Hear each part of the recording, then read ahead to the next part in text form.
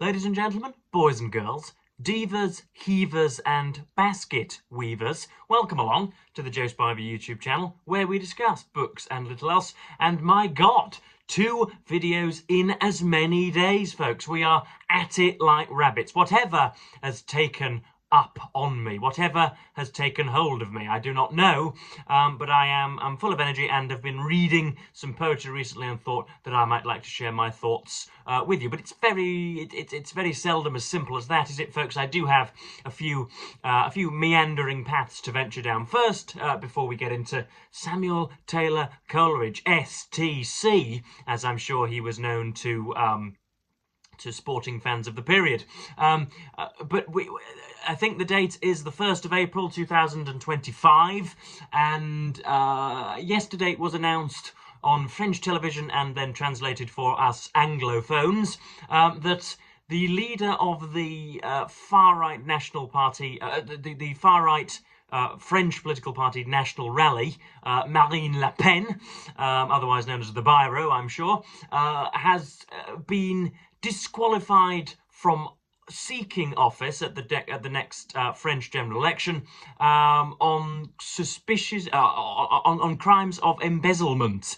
Essentially, for some reason, somebody thought that it was decent and responsible to place European funds into her hands, and she has been sort of pocketing them and squirreling all of that money away. I think to the tune of about 3 million of your continental euros. So that's quite a lot of money, even amongst the plentifully enriched. And so, as a result, she has been, as I say, barred from ever seeking office. Now, of course, had it not been for the advent of a particularly orange politician in the year 2016, this decision would have been taken begrudgingly, but rather courageously by her supporters and by her parliamentary colleagues and by her acolytes in the media. But of course, because we live in a post-Trump, post-truth era, whereby your own difficulties can just be reworked into the malice of the world,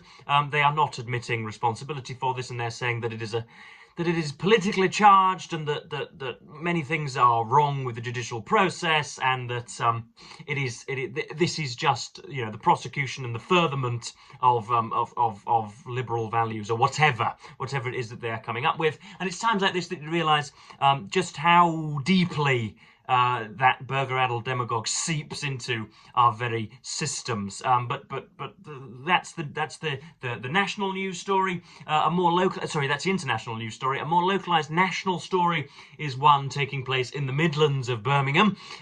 It would appear that there's an ongoing dispute between the particular trade union in charge of bin men and refuse workers, and indeed the Birmingham City Council, and that is as yet unresolved.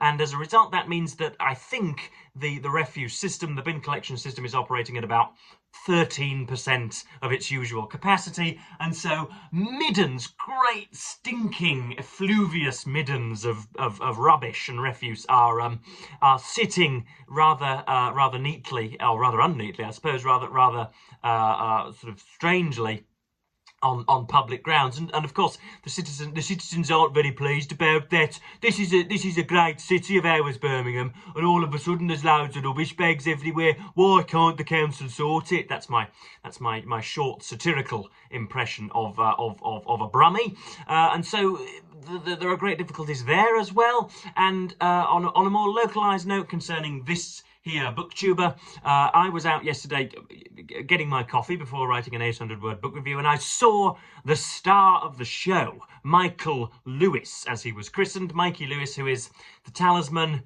and current man of steel in the Super League, who is the finest rugby league player for 100 miles around. And I saw him in the flesh as I was crossing. There is an aquarium / submarium in Hull called the Deep, and there is a small bridge which brings citizens and tourists across from one particular place towards the Deep.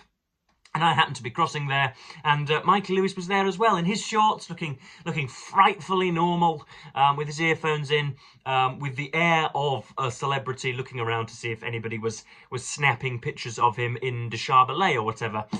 So that was good, and I thought, you know, where else is this possible? Could I go to Massachusetts and find Tom Brady playing conkers in the park? Could I go to wherever the hell Serena Williams is and find her knocking one against the wall? Probably not. And yet, such is the microcosmic nature, the minuscule nature of rugby league in the north of England, you can brush shoulders with your stars wherever, next to municipal buildings where the rubbish piles up. So I thought that was good, and what greater service I could do to our local rivals Hull FC by pulling out my scalpel and sort of working away at his calf muscles, as people do who look to fix horse races or whatever. I could have, you know, if I'd had a blade handy, I could have wrought all sorts of damage. But that's just about it at the moment. I'm also in my private moments because I, although I may look 23 years of old, I am in fact mentally 74.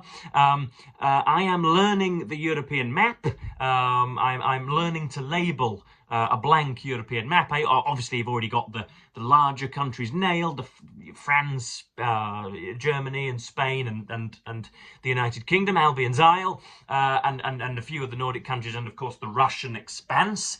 But I don't know about Slovenia and Croatia and Moldova and Andorra and Liechtenstein and Luxembourg and the Czech Republic and Slovakia and Austria and Hungary and all that lot, and finally I have it in my brain so that I can now show you, with the courtesy of Jeeves, to Moldova, if indeed you want to go there, or to Albania, or to Kosovo, or to North Macedonia, or indeed to the Vatican City, wherever it is you need be shown. I can direct you there from a crow's height. So that's what I've been doing recently, and I think that is enough of messing about. Let us get into the meat of today's video. So I've been reading Samuel Taylor Coleridge, Selected Poetry. This is a Penguin edition with a chalky front cover. I think you'll agree. This is cover detail from The Slave Ship by Joseph Mallard William Turner. Oh, by William Turner.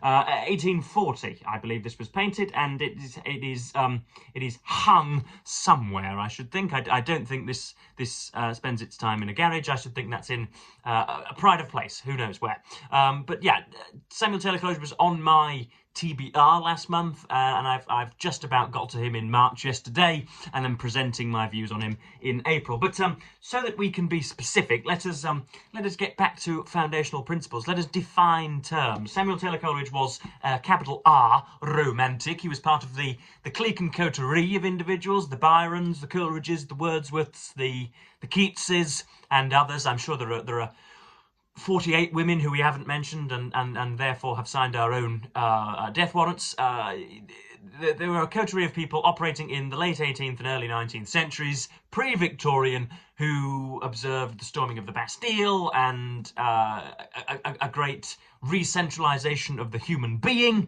For so long, masses of individuals had been considered in their totality, but finally the Romantics brought things back down to the individual and looked at how it, the human being, and indeed many other creatures, great and small, communicated with the world. But unfortunately, Romanticism, unfortunately this book, this here, what is it, Dictionary of Literary Terms and Literary Theory. And I've mentioned this in the past. This is a Penguin reference library. If women watching, if indeed you fallophilic individuals who are partial to a bit of manhood every now and then ever wander into a gentleman's boudoir and this is cluttering his shelves, then you must run as fast as possible, cheetah-like, in the opposite direction, because only individuals who have victims under their patios would also have this on their shelves. Quite why it is that I bought this, I do not know. I very, very seldom refer to it, but there we are. And I think I've realised why it is that I don't refer to it, because Romanticism, though it is complex, as I've just described, can be put into a paragraph, I am sure, by a particularly astute academic, by an eloquent, learned scholar. I'm sure that you could condense it into 5 lines, into 100 words. And yet, There, as you can see, is there is the heading of Romanticism, lowercase r. I don't know why it is. And there is the definition. There is the weird miscegenation of about 7 or 8 different viewpoints rather than a particular definition. The American scholar A.O. Lovejoy once observed that the word romantic has come to mean so many things that, by itself, it means nothing at all. My gosh, how much do you not want to spend an afternoon with that man? But yes, that's literary terms and literary theory, which has got us nowhere. But we may as well press on with Coleridge.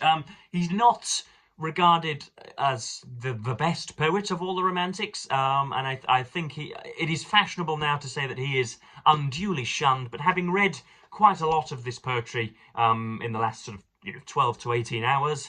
I must disagree with that modern conception. I do think that he was fairly disregarded because a lot of his poetry doesn't warrant rereading on internet platforms. But we're going to look at some of the highlights. This is some poetic highlight reel for you all, and so let us get into some of it. So we have, this is arranged thematically, I think. I've read the introduction by Mr. Richard Holmes, and it's arranged thematically. So you have ballads, conversational poems, sonnets, and other lyrical bits and bobs, and then I think indeed there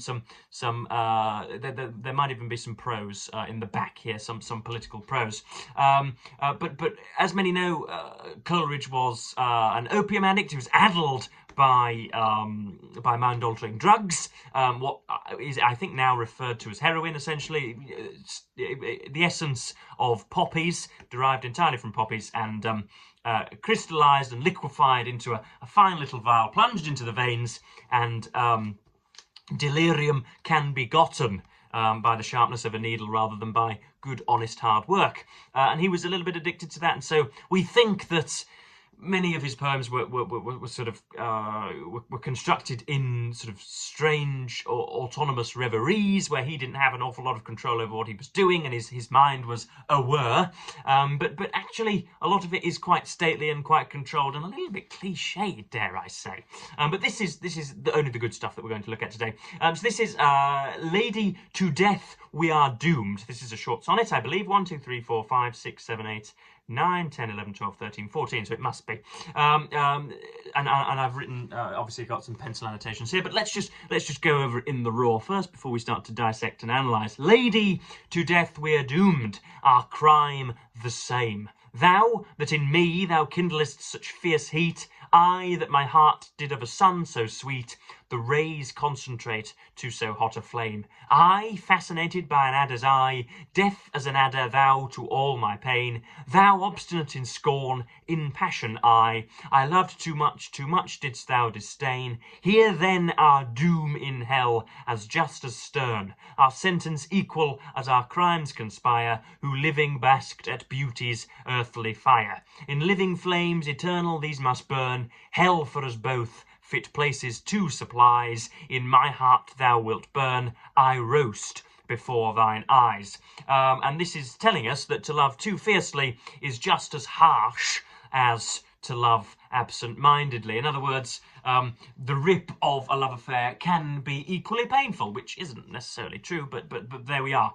The only line that I've circled in here, I've said that these certainly do repay a reread. So if you read the initial sonnet and then realise and then find that you have maybe missed a few lines or stuff was mystery to you, it is incumbent upon canonical greats to revisit you, to come back to you with their meaning. But the only line that I've highlighted here is, I, that my heart did of a sun so sweet, the rays concentrate to so hot a flame. In other words, she was absolutely magnificent, but because I spent so much time with the damned so-and-so, she soon normalised and became rather fierce to me. I, fascinated by an adder's eye. Now, that cannot be literal, can it? I'm imagining, I haven't Googled what the early 19th century idiomatic interpretation of an adder's eye might be, but I think it may be phallic, or an adder's, what on earth is an adder's eye? It would be a decent nickname for one's chap, one's Johnson between one's legs, but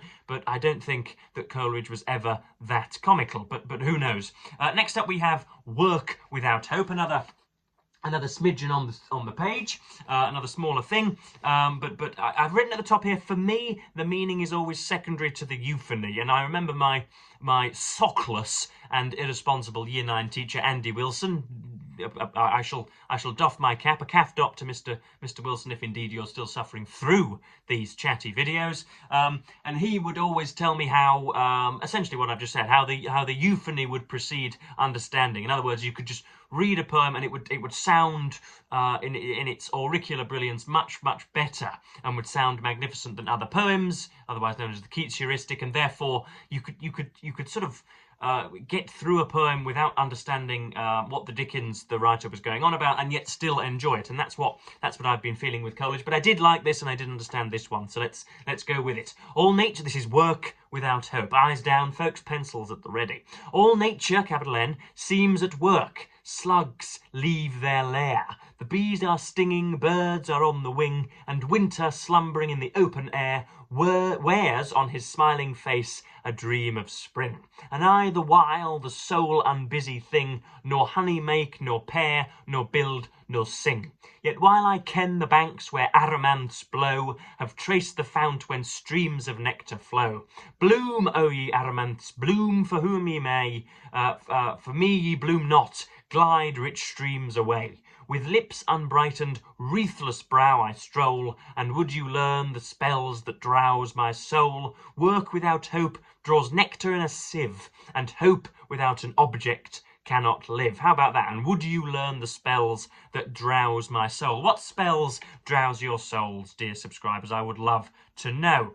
Next up we have, this is the end of the rhyme of the Ancient Mariner. Now, I read this obviously in one sitting because it's only 20-25 pages, a short stubby thing for its, which is obviously in stark contrast to the reverence in which it is held almost worldwide. And you needn't know much about the tale beforehand. I'm only reading the last 1, 2, 3, 4, 5, 6, 7, 8, 9, 10, 11 stanzas, I suppose they would be called in poetry. I'm only reading the last 11 bits, but beforehand there is a mariner who stalls a wedding guest in his tracks and says, "Goodness me, I must get this off my chest. Here is a story in which I shoot an albatross and then I am on the high seas, and then all sorts of psychedelic apparitions come for me, and in order to purify my soul, I must relate the tale to you." And this is what he does. And this is the rhyme of the Ancient Mariner. Forthwith this frame of mind, forthwith this frame of mine was wrenched with a woeful agony, which forced me to begin my tale, and then it left me free. Since then, at an uncertain hour, that agony returns, until my ghastly tale is told, this heart within me burns. I pass, like night, from land to land. I have strange power of speech. That moment that his face I see, I know the man that must hear me. To him my tale I teach. What loud uproar bursts from that door? The wedding guests are there. But in the garden bower the bride and bridesmaids singing are, and hark the little vesper bell, which biddeth me to prayer. O wedding guest, this soul hath been alone on a wide sea. So lonely 'twas that God himself scarce seemed there to be. O sweeter than the marriage feast, 'tis sweeter far to me to walk together to the kirk with a goodly company. To walk together to the kirk, and all together pray, while each to his great Father bends, old men and babes and loving friends, and youths and maidens gay. Farewell, farewell, but this I tell to thee, thou wedding guest. He prayeth well who loveth well, both man and bird and beast. He prayeth best who loveth best all things both great and small, for the dear God who loveth us, he made and loveth all. The mariner whose eye is bright, whose beard with age is hoar, is gone, and now the wedding guest turned from the bridegroom's door. He went like one that hath been stunned, and is of sense forlorn. A sadder and a wiser man, he rose the morrow morn. Oh, how often have we been of sense forlorn? But I've read some commentary on that as a result from Amos, of all people, and from Coleridgean scholars, and they have said that it has been amended by Coleridge himself since, and different editions are released, and we think that it might actually be something of a repudiation of devout nature of some believers. Lord knows. But that was pretty good. I hope you'll agree. It's a little bit more, a little bit bouncier and a little bit freer. The Rime of the Ancient Mariner. There isn't much stress on imagery, believe it or not. It's all about the traditional rhyme and about getting on and getting ahead. It's a rather frivolous poem, I think you'll agree. But this is the last bit that we shall read out is from Kubla Khan, and this is not necessarily the prolegomena. For those of you playing Joe Spy Verbal Bingo, prolegomena is worth 12 points this afternoon.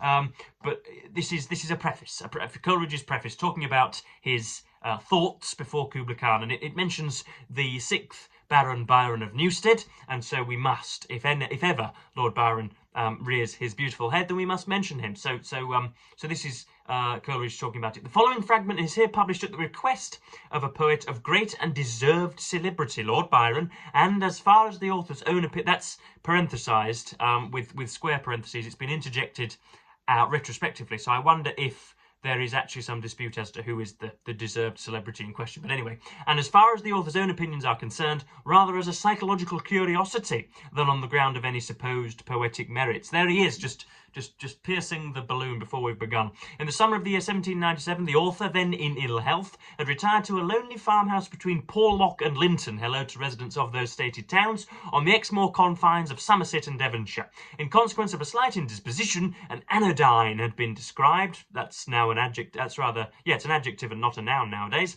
From the effects of which he fell asleep in his chair at the moment that he was reading the following sentence or words of the same substance in Purchas's Pilgrimage. Here the Kubla Khan commanded a place to be built and a stately garden thereunto, and thus 10 miles of fertile ground were enclosed with a wall. The author continued for about 3 hours in a profound sleep. What an adjective for sleep that is, profound sleep, at least of the external senses, during which time he has the most vivid confidence that he could not have composed less than from 200 to 300 lines, if that indeed can be called composition, in which all the images rose up before him as things, with a parallel production of the correspondent expressions without any sensation or consciousness of effort. So that's a bit faffy and a bit early 19th century, as I'm sure you'll agree. But I just wanted to get through the first stanza because it rolls and rails, and I'm not altogether interested in the last bit. But the first bit feels as if you are in communion with your culture, because you have heard these lines repeated in pop songs and before certain cinematic TV series or whatever, never quite knowing as a 7 or 8 year old just from whose original nib these magnificent words sprung, and at last you have an answer. So here we are. You really will have to gird your loins, and you really will have to ready the ducts for some tears, folks. This is fantastic stuff. In Xanadu did Kubla Khan a stately pleasure dome decree, where Alf, the sacred river, ran through caverns measureless to man, down to a sunless sea. So twice 5 miles of fertile ground, with walls and towers, were girdled round, and there were gardens bright with sinuous rills, where blossomed many an incense-bearing tree, and here were forests ancient as the hills, enfolding sunny spots of greenery. Now, so many people have committed that to memory, and I may do so also. But yeah, I've written at the bottom here, I know little of this poem's purpose, but its sound is sound indeed. So that's what I've written in pencil there. And what have I written there? There is a culturally indented power to these lines. You feel as if you are, once again, going forth with something that you have already danced with. But what else have we got here? Oh, we've got an ode on the destruction of the Bastille. Okay, I've highlighted this as well, so we may as well go forth here. Of course, I think 1789, was it not, where a sort of a ramshackled bunch, a great concatenation of human beings, peasants and barrel riders and pastry bakers and all the rest of it, all get. I don't know whether that's historically accurate or whether that's rather cliched as well, but they all gathered and saw the Bastille as tantamount to Louis's tyranny, and therefore ransacked the thing, only freeing and liberating, I think, 7 or 8 prisoners, most of whom were mad anyway. But obviously it has survived. It endures for its symbolic power more than for its contemporaneous practical power. But anyway, this is Coleridge's take on it. I've noticed here also that 2 sections have been exiled. So we've got section 1 and then we go straight to section 4. So 2 and 3 have gone entirely. Heardst thou yon universal cry, and dost thou linger still on Gallia's shore? Go, tyranny, beneath some barbarous sky, thy terrors lost and ruined power deplore. What though through many a groaning age was felt thy keen suspicious rage, yet freedom roused by fierce disdain has wildly broke thy triple chain, and like the storm which earth's deep entrails hide, at length has burst its way and spread the ruins wide. Then we skip and we go back. In sighs their sickly breath was spent, each gleam of hope had ceased the long, long day to cheer, or if delusive in some flitting dream, it gave them to their friends and children dear. Awaked by lordly insults sound to all the doubled horrors round, oft shrunk they from oppression's band, while anguish raised the desperate hand, for silent death or lost the mind's control, through every burning vein would tides of frenzy roll. But cease, ye pitying bosom, cease to bleed, such scenes no more demand the tear humane. I see, glad liberty succeed, with every patriot virtue in her train, and mark yon peasant's raptured eyes, secure he views his harvests rise. No fetter vile the mind shall know, and eloquence shall fearless grow. Yes, liberty, the soul of life, shall reign, shall throb in every pulse, shall flow through every vein. Obviously, it's rather corporeal, isn't it, folks? Rather bodily. And then the last bit, shall France alone a despot spurn? Shall she alone, O freedom, boast thy care? Lo, round thy standard Belgia's heroes burn, though power's blood-stained streamers fire the air, and wider yet thy influence spread, nor e'er recline thy weary head, till every land from pole to pole shall boast one independent soul, and still as erst let favoured Britain be, first ever of the first and freest of the free. My goodness, don't you want to clutch a Union flag after hearing that? So that is the poetry of Samuel Taylor Coleridge. Do with it what you will. I recommend going ahead and having a look at some of it and equating yourself with some of it, because much of the phraseology, much of the visual language is coined, or used rather, by yourselves on a daily basis subconsciously. So yeah, I hope you enjoyed that, and I hope you enjoyed my little news roundup beforehand. We are pushing on to half an hour, which of course is